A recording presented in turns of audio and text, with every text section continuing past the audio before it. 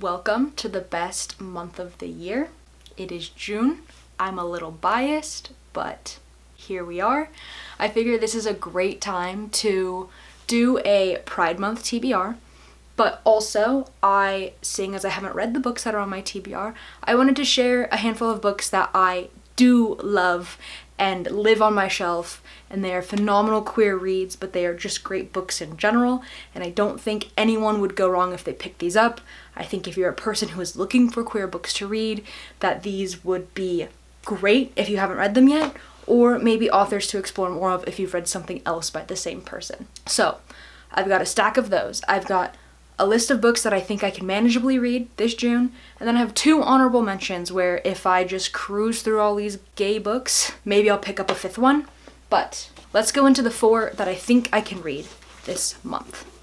First off, we've got The Town of Babylon by Alejandro Varela. This is a book about a queer adult man who finds himself back in his hometown. I think that is interesting. I don't read very many queer adult stories. It's a lot of like younger people. I read a lot of stories about women. So this one will be great to kind of like diversify my queer reads. I have high expectations for it because a book with this good of a cover, it has to be phenomenal. Like, this is why I picked this up, because I love this art. I just think it's a really cool style, but then obviously these colors really just pop. Next up, I've got Bury Your Gaze by Chuck Tingle. This is a book that I received in a Rainbow Crate box, and I don't really know anything about it other than that this is Chuck Tingle exploring the bury your gaze trope, which, if you're here, you probably have a favorite dead TV character. So let's reverse that and read this, where hopefully we kind of get to appreciate how much that sucks. This keeps coming up in my queer book club at my local library, so for that reason, I feel a little pressured to read it because I want to join the conversation too. Next up, we have Her Body and Other Stories by Carmen Maria Machado. I have read and I loved In the Dream House by Carmen Maria Machado, so I have high expectations for this one as well because I just truly know I'm going to enjoy it. I also think that a little collection of short stories might be like the tipping point into getting me to like maybe actually pick up one of those honorable mentions this month and could contribute to a very speedy reading month. Lastly, on my established TBR, we've got The Gungle by Stephen Rowley. It looks like a summer read, it looks like a beachy read. This is about a queer man who I believe falls into the caregiver role for his niece and nephew. This is a book that is on my TBR because one of my good friends read it, recommended it, and she's a straight. So I think that it is really interesting to pick up books that hit on queer culture that I didn't find through like looking at the LGBTQIA plus tag on the internet. So this one seems like a good summer read. Why not pick it up in June? And also, I have been holding on to this for my friend for a very long time, and I'm sure she would like it back on her shelf.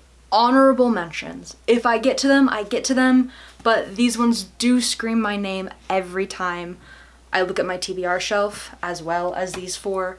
Firstly, we've got a large book, and that's why it didn't make the cut, because I realistically don't know how much I would read if I started off with this beast, which is Tipping the Velvet by Sarah Waters.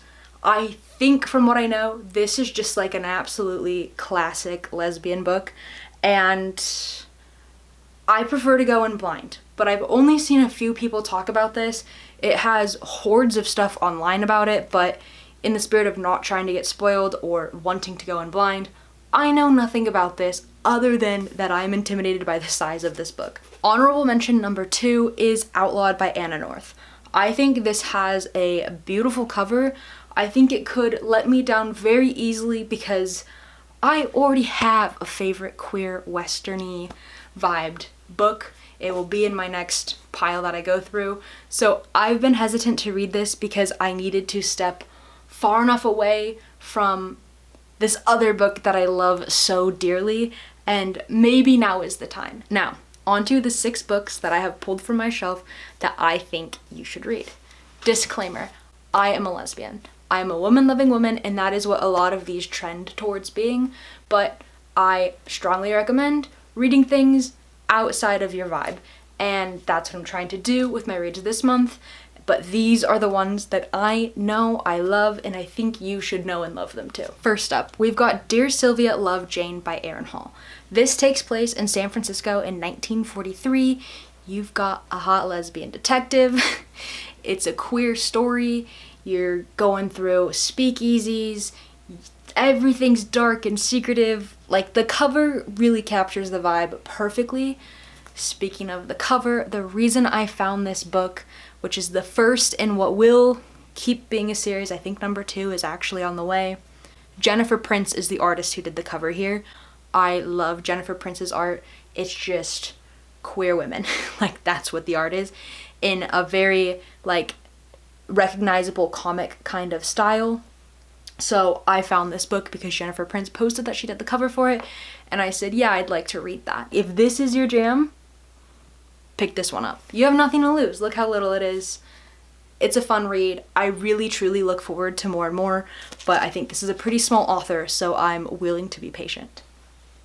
Maybe my favorite WLW author, Alexandria Bellafleur, has a book coming up with a cover done by Jennifer Prince. It looks fantastic, but this one, Fiance Farce, is a standalone, and that is a pro, because the other books that I love by Alexandria Bellafleur belong in a series, a trilogy, if you will, which I love dearly, but I think this is a really, really, really good one to get you into it if you haven't read her other stuff.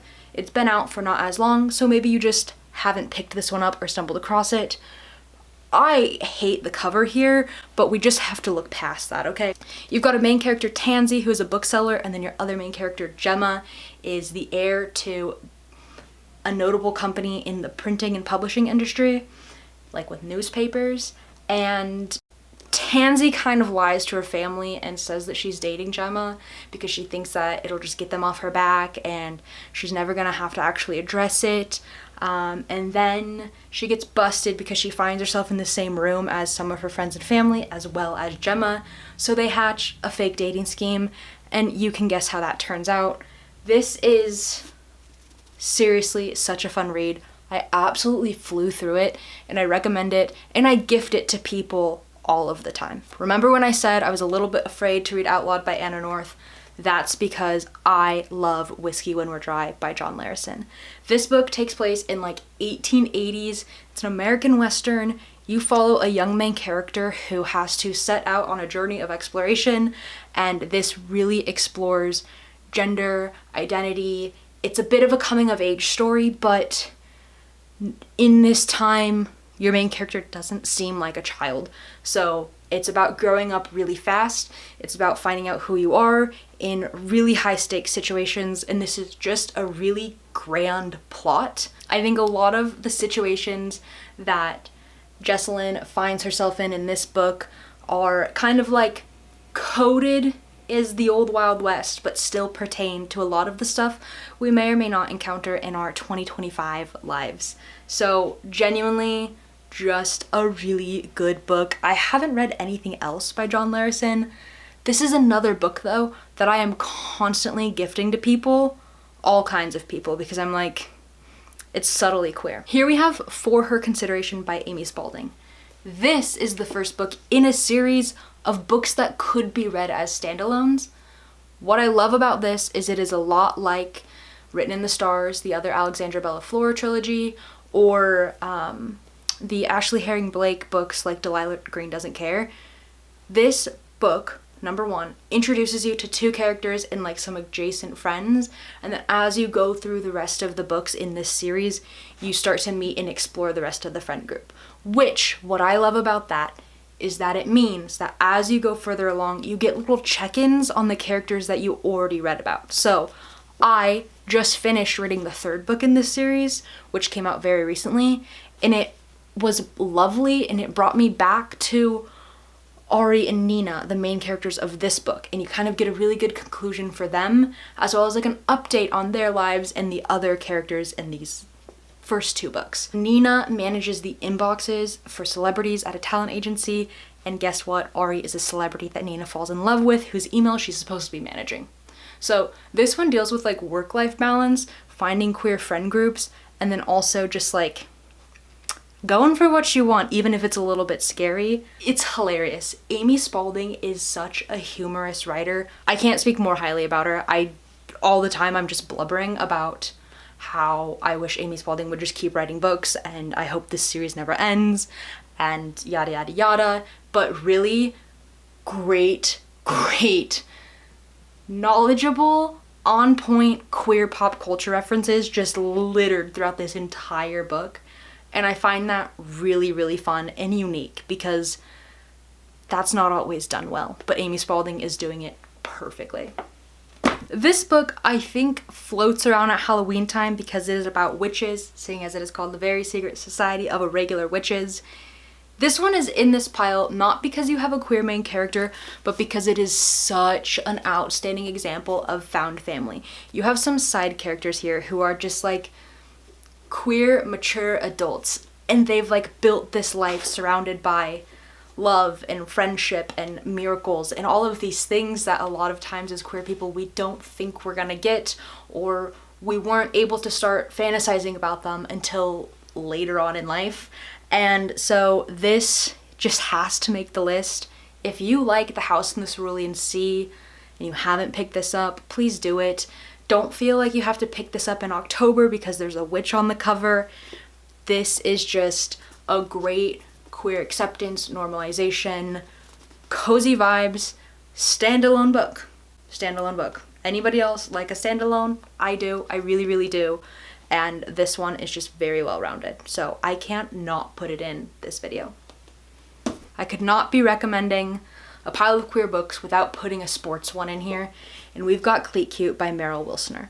This one follows US women's national team soccer players, Grace and Phoebe. Grace is like an older veteran player. Phoebe is more of a rookie, a little loosey-goosey, doesn't really know how it all works with like team dynamics and whatnot. This is the only book on my list here that has a coming out edge to it, but it's full of tropes, it's full of fun, witty banter, and it's a really fast read. If you like sports, it's basketball season right now, and the gay drama that comes with women's sports, please read this one. So that is what I've got for you. Happy Pride. Please share your queer favorites. I can't wait to see all of the queer books that I didn't know exist, that all of the people on YouTube and Instagram talk about this month. This is when my TBR list just grows exponentially, and I'm happy to like contribute to your list possibly growing. So, happy gay reading.